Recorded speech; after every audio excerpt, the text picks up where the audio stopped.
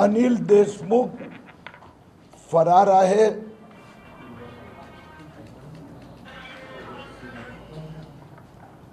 त्यांच्या नावाने ईडीने नोटीस काढली असं कळले आहे.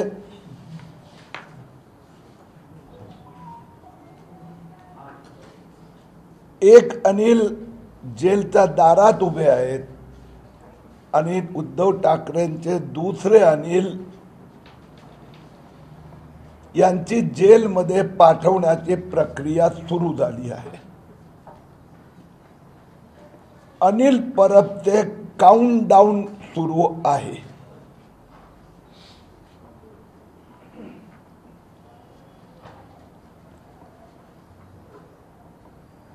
आज आम्ही अनिल परबचे सचिन वाझे म्हणजे बजरंग खरमाटे, अफाट संपत्ती आहे, 40हून अधिक जमिनी, कंस्ट्रक्शन कॉन्ट्रॅक्ट, फॅक्टरीज,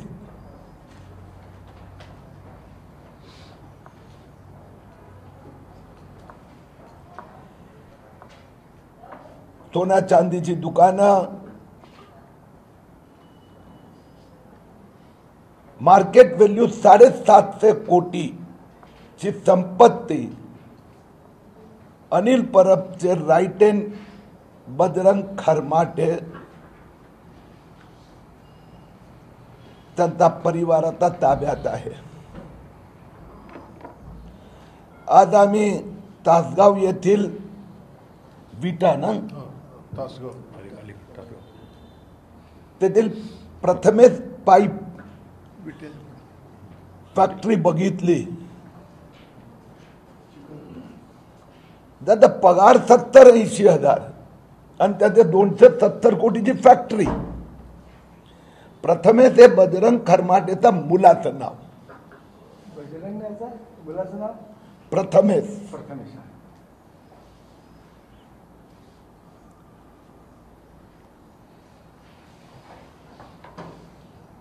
प्रथमेशच्या नावाने अनेक व्यवसाय आहेत. कन्स्ट्रक्शन कंपनी, सिंचन विभागातले contract, pipeline, real estate. Sangli शहरात पण त्यांचा रिअल एस्टेटचा प्रोजेक्ट आहे. ती फॅक्टरी 100 कोटीचा तयार माल दिसतोय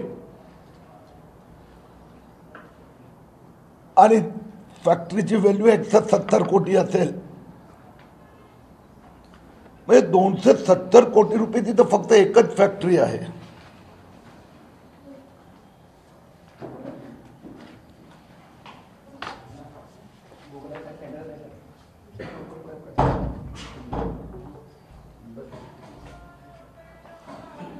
गुरुवार 9 तारखेला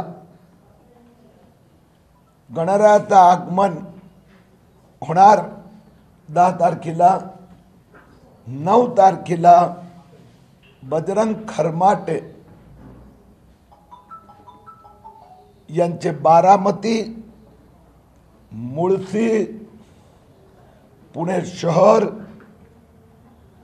असा अनेक उद्योग आहे. तर त्या प्रॉपर्टीची पाहणी करण्यासाठी मी गणरायाचा आगमन त्या दिवशी 9 तारखेला बारामती, पुणे ची भेट घेणार आहे. फक्त एक गोष्ट समजत नाही आहे की ही बेनामी नामी संपत्ती बजरंग खरमाटेची आहे की अनिल परबची. आणि जर मंत्री महोदयांनी सांगितलं ही माझी नाही, तर जर पीएची संपत्ती 750 कोटी असेल तर मंत्र्यांची किती कोटीची असेल.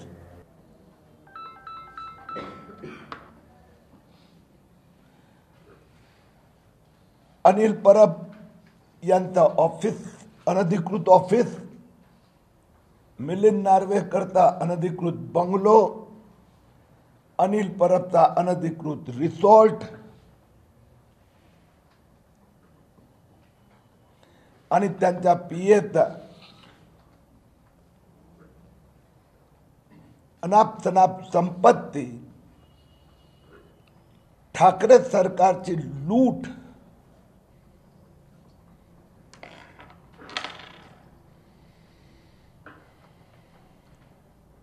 आणि बेनामी कारोबारमध्ये आणखीन एक नाव वाढवतो मुख्यमंत्री उद्धव ठाकरे यांचं. मुख्यमंत्री उद्धव ठाकरेने रश्मी उद्धव ठाकरे यांचे 19 बंगलो पण बेनामी ठेवले होते. 2013 मध्ये अन्वय नाईक कडून बंगलो आणि जमिनी खरेदी केली.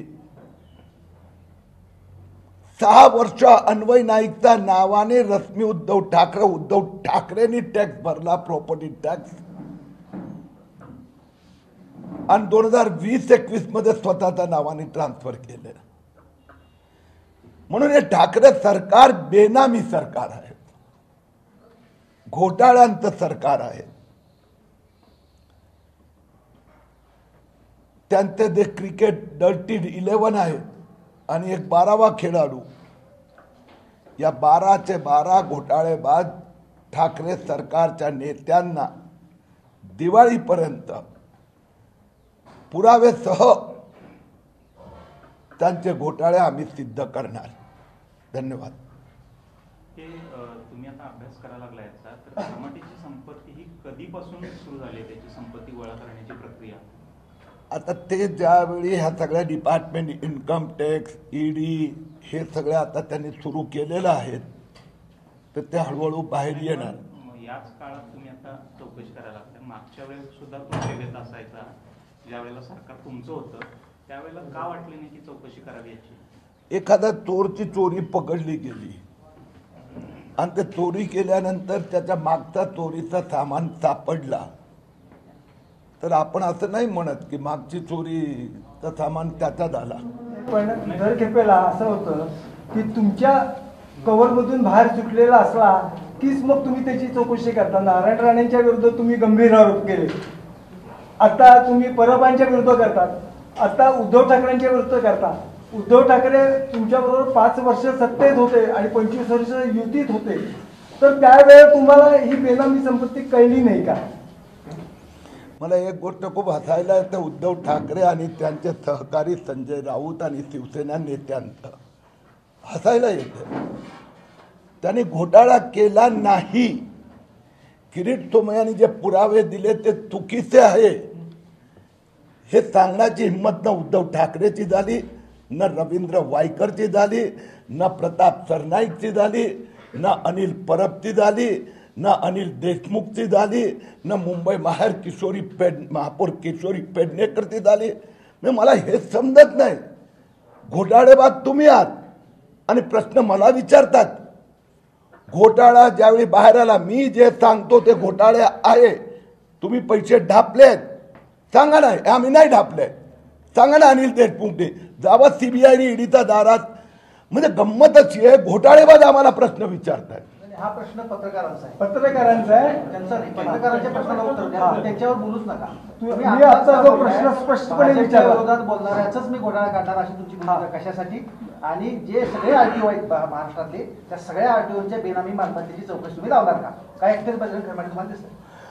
आता पहिला मुद्दा, मी जे उत्तर दिलं तो तसाच उत्तर आहे. कारण की हा प्रश्न संजय राऊत दर 4थ्या दिवशी मला विचारतात माझ्या नावाने. तुमचा प्रश्नाचंही उत्तर देतो, पण हा प्रश्न उद्धव ठाकरे सांगतात, हा प्रश्न भावना गवळी सांगतात, हेच प्रश्न प्रताप सरनाईक सांगतात, हेच प्रश्न अनिल परब, अनिल देशमुख. तर पहिला पार्ट असा आहे की घोटाळेबाजांवर मी जे आरोप केले, डॉक्युमेंट दिले, एव्हिडन्सेस दिले, त्यातनं जर मी चुकीचे एव्हिडन्सेस दिले असेल तर तुम्ही म्हणजे नोट तुम्ही तुमचा प्रश्नाचं देतो उत्तर. तर यू कॅन चॅलेंज मी. अरे मी उत्तर देतोय रे दादा. राहिली दुसरी गोष्ट, घोटाळेबाज जर किरीट सोमय्या घोटाळेबाज असेल तर किरीट सोमय्या, नील किरीट सोमय्या आणि माझी पत्नी प्रोफेसर डॉक्टर मेधा किरीट सोमय्या या तिघांवर पण उद्धव ठाकरे आदेश दिल्या कागदात रायटिंगमध्ये. तर प्रताप सरनाईकनी घोषित केलं. मी त्यांना खुलेआम चॅलेंज केली. किरीट सोमय्या, नील सोमय्या, महोदय सोमय्याने एक दमडीचाही भ्रष्टाचार केला तर मी जेलमध्ये जायला तयार आहे. मुद्दा असा आहे की जो राजकीय पदाचा दुरुपयोग करून भ्रष्टाचार घोटाळे करतात त्यांच्यावर कारवाई व्हायला हवी. एक मिनिट बघा ना, काय आहे एवढी, यांच्यावर कारवाई व्हायला हवी. जर आम्ही घोटाळे केले असते तर उद्धव ठाकरेंनी आम्हाला केव्हाच जेलमध्ये टाकले असते. मग गुंड मारायला पाठवलं नसते. किरीट सोमय्यांवर 2 वेळा प्राणघातक हल्ला उद्धव ठाकरेच्या निर्देशाखाली झाला, 2दा. हे जे 7 दिवसापूर्वी वाशिममध्ये एवढी मोठी दगडफेक झाली, 150 लोक जमले, तर तिथली पोलिसांच्या उपस्थितीत जमले होते. आणि FIR काय केली, एक दगड आला. व्हिडिओमध्ये मीडियामध्ये एवढे येतात. दसऱ्याच्या वेळी पण माझ्यावर घोटाळा, 100 लोक शिवसैनिक म्हणजे. म्हणून मुद्दा असा आहे, जर भारतीय जनता पक्षाचा कुठलाही नेता मंत्री कोणीही जर त्यांनी घोटाळे केले असेल तर करावं ना आघाडीने त्याची चौकशी. आता मी तुम्हाला विचारतो प्रश्न की तुम्ही घोटाळ्यांचे, आर्थिक घोटाळ्यांचे स्तोत्र हुडकून काढण्यासाठी जे परिश्रम घेत आहे ते स्पृहणीय आहे. मात्र ते भारतीय जनता पक्षाला पूरक ठरतील एवढ्याच व्यूहरचनेतून तुम्ही हे हल्ले करताय का? कारण भाजपमध्ये आज तुम्ही ज्या मुंबईत राहता त्या मुंबई महाबँकेत घोटाळा आहे, सांगली जिल्हा मध्यवर्ती बँकेत घोटाळा आहे. हे घोटाळे तुमच्यापर्यंत पोहोचत नाहीत का? किंवा पोहोचले तरी तुम्ही तिकडे दुर्लक्ष करताय का? मुंबई महापालिका ते घोटाळे, मुंबई बँक, मुंबई बँक घोटाळा असो की महाराष्ट्र सहकारी बँकेचा घोटाळा असो, सांगली जिल्ह्यामध्ये सांगतो ना दादा, किंवा आणखीन कुठले घोटाळे असो, जर हे घोटाळे असते आणि प्रूफ एव्हिडन्सेस असता तर उद्धव ठाकरे आणि शरद पवारांनी केव्हाच सगळ्यांना जेलमध्ये टाकले असत्या. 1.5 वर्ष, 2.25 वर्ष ते सत्तेत आहे ना. तर त्यांना सांगा स्टंटबाजी बंद करा. घोटाळे केले ना, मी घोटाळ्यांचे इव्हिडन्सेससह, पुरावेसह. आणि मुद्दा असा आहे, गेल्या कोविडमध्ये उद्धव ठाकरेच्या सरकारने घोटाळे केले. उद्धव ठाकरे यांनी 28 नोव्हेंबरला 2019ला मुख्यमंत्री पदाची शपथ घेतली आणि 29 नोव्हेंबरला जो मुंबई महापालिकेला 10 वर्ष जो प्लॉट घेतला नव्हता गेला, जे अजमेरा बिल्डरने 2.5 कोटीत घेतला होता दहिसरचा, तो उद्धव ठाकरेजीने 900 कोटीमध्ये विकत घेतला. म्हणजे मुख्यमंत्री शपथ घेताना 900 कोटीचा भ्रष्टाचार करतात. मुंबई महापालिकेने दहिसरला एक आरक्षण असलेला प्लॉट होता, त्या पूर्ण झोपडपट्टी आहे, संपूर्ण झोपडपट्टी आहे. म्हणून महापालिकेच्या 3 आयुक्तांनी, महापालिका आयुक्तांनी सांगितलं की ही जागा एक्विजिशन करू नये, कारण की काय होणारच नाही. 10 वर्ष पेंडिंग होता. शिवसेनाने नाकारला होता, त्यांचा इम्प्रुव्हमेंट कमिटीने 2 नोव्हेंबरला नाकारला. 2 नोव्हेंबर 2019ला रिजेक्ट केलं प्रपोजल. 28 नोव्हेंबरला मुख्यमंत्रीची शपथ घेतली. 29 नोव्हेंबरला तातडीचा विषय म्हणून मुंबई महापालिकेने 900 कोटीत घेतला, 349 कोटीचं पेमेंट केलं. ह्या सरकार आल्यानंतर फक्त घोटाळे. मी सांगतो जरा आता की यांचं बरोबर उत्तर देतो, यांचं म्हणजे तुमचं नाही की हे सरकार आल्यानंतर 120 दिवस महाराष्ट्रात 100% लॉकडाऊन होतं. 100%. तुम्ही मी बाहेर निघू शकत नव्हते.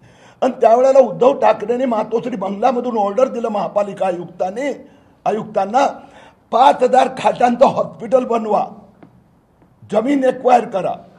जी जमीन महाराष्ट्र सरकारची होती ती 62 कोटीत उद्धव ठाकरेचे बिझनेस फायनान्शियल बिल्डर पार्टनर यांना दिली 62 कोटीत. आणि त्याच दिवशी संध्याकाळी 21 कोटीत महापालिकेने त्या हॉस्पिटलसाठी एक्वायर करण्याचा निर्णय घोषित केला.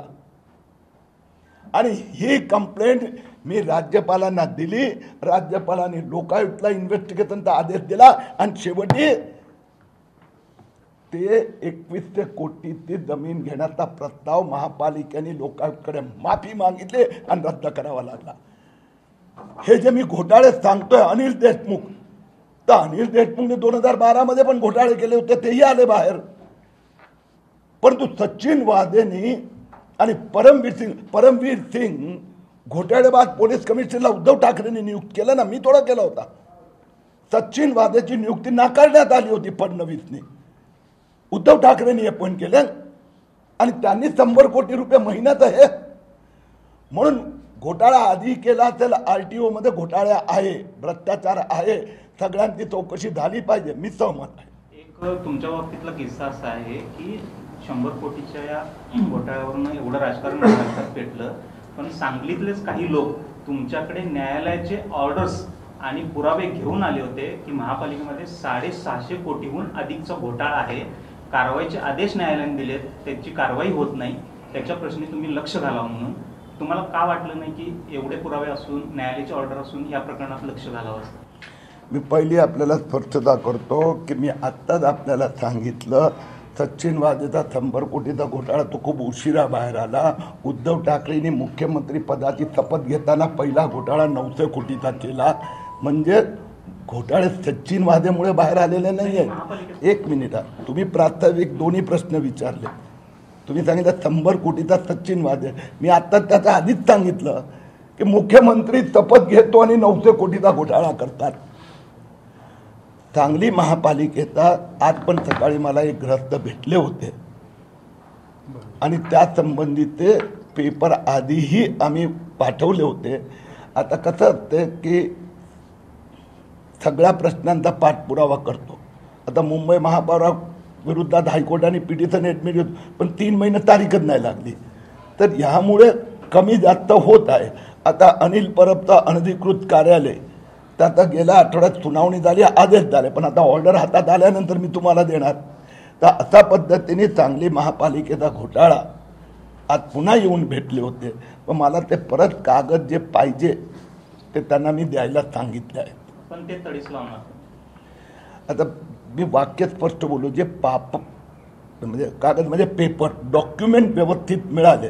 अनेक गोष्टी येतात माझ्याकडे, अनेक येतात, पण सगळ्यांना मी न्याय देऊ शकत नाही. तुमची म्हणजे लोकांची तक्रार मला मान्य आहे की माझे पण काम करण्याची मर्यादा आहे. पण याच्या संबंधी डॉक्युमेंट मागवले आहेत आणि ते मला पाठवणार आहे. 750 कोटीचा खरमाटेने भ्रष्टाचार केला, प्रॉपर्टी केली आहे असं तुम्ही सांगताय, पण त्याचे उत्तरे देत नाही. कारण विट्यातली जी फॅक्टरी आहे ती त्यांची नाही आहे. मी तुम्हाला तहित सिद्ध करून दाखवतो. ती पोपट खरमाटे आणि ती टॅक्सला नोंद आहे. बघूया आपण. बोला. विषय सांगलीचा आहे. सांगली धर्मादाय आयुक्त नाही, कार्यालय. एक मिनिट, ही सगळी चौकशी सुरू झालेली आहे. आज पण एक मिनिट, आता आज पण ईडी मध्ये खरमाटे बसले. म्हणून माझं काय म्हणणं आहे की काही गोष्टीत आम्हाला आचारसंहिता पाळावे लागतात. आता ईडी मध्ये ते बसले आहेत, त्यांच्या प्रॉपर्टीवर धाडी पडल्या. तर म्हणून आम्ही नाही, तुम्ही आणि मी असं एवढं उत्तर देऊ शकत नाही, कारण की आपण माहिती त्यांना देऊ शकतो इन्व्हेस्टिगेटिव्ह एजन्सीचं. त्याच्या संबंधित खरमाटेचा वकील जाऊन तिथे आर्ग्युमेंट करू शकतो, कारण की आपल्याला पूर्ण माहीत नसतं. सांगली धर्मादाय आयुक्त चौकशीला करा. सांगली धर्मादाय आयुक्त नाही, ते केव्हापासून विचारलाय तो. सॉरी. सांगली धर्मादाय आयुक्त कार्यालयाची जर आपण चौकशी करा तर अनेक भ्रष्टाचार बाहेर येण्याची शक्यता आहे. आता माझ्याकडे पेपर आले असेल तर मला आठवत नाही आहे, पण जर असा संबंधित काय असेल तर तुम्ही पण जरा काय असेल तर मला द्या. सगळ्यात भाजप कुठे तुमच्याला अन्याय एवढं सगळं मदत करताय भाजपला. किरीट सोमय्यांनी जे जे विषय उपस्थित केले, जे जे घोटाळे म्हणजे ते तुम्ही आरोप केले सिद्ध अजून त्या प्रक्रियेत असतील, पण जे मुद्दे तुम्ही मानता, जे घोटाळे तुम्ही बाहेर काढता, त्याला कुठेही देवेंद्र फडणवीस, रवींद्र दरेकर, भारतीय जनता पार्टीचा असा सपोर्ट मिळताना दिसत नाही. म्हणजे तुमची महाराष्ट्र चालवणारे यंत्रणा आहे. दगड खायला तुम्ही आणि पद घ्यायला दुसरे असं नाही. तो बोलतोय, तुमचाच मित्र बोलतोय यार. नाही, नाही, अरे तुमची दादा, पॅनल यंत्रणा आहे की पक्षीय स्तरावर तुमच्याकडे दुर्लक्ष केलं जातं काय? म्हणजे महाराष्ट्रात जे भाजपचे नेतृत्व ज्यांच्या हातात आहे, जे पक्ष चालवतात ते तुमच्याकडे दुर्लक्ष करतात का असं त्याचं- मला हसायला ते एक किरीट तुम्ही मैदानात आले तर पूर्ण उद्धव ठाकरे 11 जेलमध्ये जायची तयारी करतायत, तर बाकी सगळे उतरले तर काय होणार? हास्यास्पद विषय नाही आहे. दगड खायला किरीट सोमय्या आणि पद घ्यायला दुसरे लोक पक्षातनं बाहेर आलेले वगैरे असं काय तुम्ही तुमचे स्वर म्हणतात असं का? तुम्ही शिवसेनेबद्दल मी आपल्याला परत हेच उत्तर देतो. एक किरीट सोमय्या मैदानात आले तर उद्धव ठाकरे पासून रश्मीत उद्धव ठाकरे पासून कितीतरी लोक लाईनीत उभे आहेत. ही ते माझी पत्रकार वार्ता चालू आहे. जर तुम्ही जर नावच बघितली असती, बघितली असते म्हणजे तुम्हाला परिचय आहे म्हणून, तर याच्यापेक्षा तर चांगली भाजपमध्ये कोण बाकी राहिलं? नाही, प्रश्न एक मिनिट, उत्तर पूर्ण ऐकावं लागणार. हा, तर ही बीजेपी नाही आहे. पक्षात वेगवेगळ्या या दोन तुम्ही उत्तर ऐकणार नाही. पक्षात वेगवेगळ्या लोकांना वेगवेगळी जबाबदारी दिली जाते. तर ही किरीट सोमय्या या विषयात त्याचं काय म्हणतात एज्युकेशन झालेलं आहे किंवा या विषयात लोकांचा त्यांच्यावर विश्वास आहे. पण किरीट सोमय्या करतात त्यात काय चूक आहे का? माझा उलटा प्रश्न तुम्हाला नाही आहे. जे उद्धव ठाकरेने संजय राऊतची ही भाषा आहे, ते बोलतात ना ते त्यांना पक्षात विचारत नाहीये. अरे भाऊ ते सोड ना, किरीट सोमय्याची ती तक्रार असू शकते ना. पहिला आपण उत्तर द्या ना. संजय राऊत 55 लाख चोरी केलेले परत द्यावे लागले ना. हे किरीट सोमय्यामुळे बाहेर आले ना. आणि माझा मेन पॉइंट आहे की मी उद्धव ठाकरे सरकारच्या घोटाळ्याचा मागे यासाठी लागलं की अशा प्रकाराचे इतकं हलकं फक्त पैशाचा विचार करणारं पहिलं सरकार आहे. कोविडमध्ये फक्त शिवसेना ठाकरे सरकारने घोटाळ्याशिवाय काय केलं नाही. तुम्हाला किती उदाहरण द्यावे कोविडचं मुंबई महापालिकेने ग्लोबल 1 कोटीचं वॅक्सिनचं टेंडर काढलं. 10 बिल्डर आले. All 10 are bogus, all fake. आणि महापालिकेने एखादा विरुद्ध कारवाई नाही केली. कारण का? मातोश्री बंगल्यावरून कॉन्ट्रॅक्टर आला होता म्हणून. चॅलेंज सांगतोय ना मी. रेमडेसिवीर विकत घेतल्या. एकाच दिवशी ऑर्डर मुंबई महापालिकेने 1668 आणि हाफकी इन्स्टिट्यूटने 668. What going on? म्हणून किरीट सोमय्या घोटाळ्याचा मागे लागला. या प्रश्नाला धरून दुसरा प्रश्न आहे की भाजपचं शिस्तप्रिय पक्ष म्हटला जातो. नेटवर्क त्यांचं असतं. एखादं आंदोलन उभा केलं तर एका वेळी सगळीकडे आंदोलन होतं. मात्र किरीट सोमय्याजी जे घोटाळे बाहेर काढतात त्याबद्दल ज्या बाकीच्या विषयांना जसं आंदोलन उभा केली जातात तसं भाजपच्या वरिष्ठ नेत्यांच्या पासून सर्व नेते किंवा कार्यकर्ते ते आंदोलन उभा का करत नाहीत. त्यामुळेच हा प्रश्न उपस्थित होतो की तुमच्या जे घोटाळे बाहेर काढताय तुम्ही एकटेच बाहेर काढता, बाकीचे त्याबद्दल का बोलत नाही? हे स्पष्ट प्रश्न आहे. हे स्पष्ट उत्तर मिळावं. मग त्याचं माझं उत्तर असं आहे की एक व्यक्ती ज्या पद्धतीने त्याला जबाबदारी दिली तो करतोय ना. 12 खेळाडू जेलमध्ये जायला निघाले आहेत तर हे पुरेच आहेत. एका खेळाडूला भाजपनं मंत्री केलं की केंद्रात? पहिलं ठाकरे सरकारला विदाय होऊ द्या. तुम्ही ज्यांना polling टाकली, त्या एका खेळाडूला भाजपनं मंत्री केला केंद्रात. केला. आणि दुसऱ्या बाजूला त्यांना आशीर्वाद मागतायत ते भाजपसाठी आता. दुसऱ्या बाजूला तुम्ही 20 ते 14च्या लोकसभेत सर्वात चांगली कामगिरी तुम्ही केली. ती तुमचं संघटन भारतीय जनता पक्षाचं मुंबईत अतिशय उत्तम होतं. अशा वेळेला सुद्धा तुम्हाला तिकीट जे नाकारलं गेलं, हा भाजपनं तुमच्यावरती अन्याय केला नाहीये का?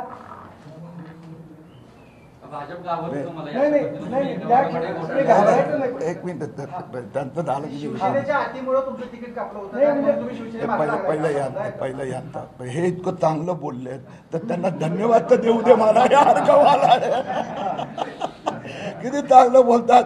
कोणी रेकॉर्ड केलं तर सगळ्यात पहिलं माझ्या बायकोला पाठवा. भारतीय जनता पार्टीची शिवसेनेने युती केली होती. जे काय कारण आणि जे काय असेल, पण युती केल्यानंतर गद्दारी शिवसेनेने केली. मुख्यमंत्री पदासाठी सिद्धांतही विकले आणि इमानही विकलं. आणि त्यामुळे पण आम्हाला काय हरकत नव्हती. पण ते सत्तेवर आल्यानंतर जनसेवाच्या ऐवजी तिजोरी भरण्याची स्पर्धा सुरू झाली. त्यामुळे भारतीय जनता पक्ष, दुसरी गोष्ट मुद्दा म्हणजे मी जरा सततच सांगितलं की एक किरीट तो मॅच करतो तर अनिल देशमुखला उद्धव ठाकरेंनी स्वतःचा बंगल्यात लपून ठेवावं लागलं. एक मिनिट, लपून ठेवावं लागला. तो त्यांचा सेक्रेटरी, मुख्यमंत्रीचा सचिव आहे मिलिंद नार्वेकर, ऑफिशियल, त्याला अनधिकृत बंगलो तोडावा लागला. आणि त्यांचा राईट हँड अनिल परब, जो मुख्यमंत्रीचा मंत्री आहे, त्यांना त्याचा ऑफिस तोडण्याचा आदेश झाला अनधिकृत. फक्त मी लोकायुक्त ऑर्डरची वाट पाहतोय. म्हणजे एवढे घोटाळेबाज लोक आहेत. त्यासाठी पक्षाने मला ही जबाबदारी दिली आणि जनतेचा जो माझ्यावर विश्वास आहे, जर आमच्यापैकी कोणी चुकीचं वागत असेल तर मुख्यमंत्री उद्धव ठाकरेजी, शरद पवार साहेब आणि राहुल गांधी त्याची चौकशी करावी. आणि त्यांची सत्ता आहे, त्यांनी त्या चोर लबाड दोघी व्यक्ती असेल. मी माझं नाव जास्त यासाठी देत नाही कि एक दिवस तुम्ही बघितलं असेल नील तोमैया को जेल में गिरफ्तार किया, पुलिस स्टेशन में बिठा के रखा आणि दुसऱ्या दिवशी पोलीस कमिशनर स्पष्टीकरण देतो. याच्यावर काही तक्रार नाही. पण एक दिवस नाटकं उद्धव ठाकरेंनी केली ना, तसं हे ठाकरे सरकारच्या धमक्याला आम्ही बाबर द्या. आमच्यापैकी कोणी चुकीचं केलं असेल, आम्ही पण चुका करतो ना, करू शकतो, तर त्यांनी करावी ना चौकशी. माझा मुद्दा आला का की तुमचं तिकीट एवढं प्रामाणिकपणे पक्षासाठी काम करून तुमचं तिकीट कापलं गेलं, ते ती जागा भाजपचीच होती. हो, एक मिनिट, आता गमतीत उत्तर देतो. तर परत मला तिथे कदाचित पक्षाला दूरदृष्टी होती, नाही तर तुमच्या समोर एवढी चर्चा करायला संधी मिळाली नसती ना. तुम्ही म्हणताय की चूक, जाऊ दे, आता दुसऱ्यांना पण तो बोलू दे. तुम्ही म्हणताय की चूक शिवसेनेनं सुधारली आणि भविष्यात युती केली तर घोटाळे तुम्ही तसे ठेवणार. दोन गोष्टी वेगळ्या आहेत. अनिल देशमुख आज फरार आहे, त्याला घोषित करण्यात आला आहे. अनिल परब पण जेलमध्ये. हे जे 12 घोटाळेबाज आहे, पुढच्या आठवड्यात भावना गवळीवर पण कशी कारवाई होते ते बघा तुम्ही. तर हे घोटाळेबाजांना, त्यांनी केलेले घोटाळे आणि ठाकरे सरकारने कोविड काळात जे महाराष्ट्रात या घोटाळेबाज सरकारमुळे मृत्यू संहार झाला, त्याला क्षमा नाही. ओके, ताई एक मिनिट रे, ताई प्रश्न विचारत, त्याच्यानंतर तू.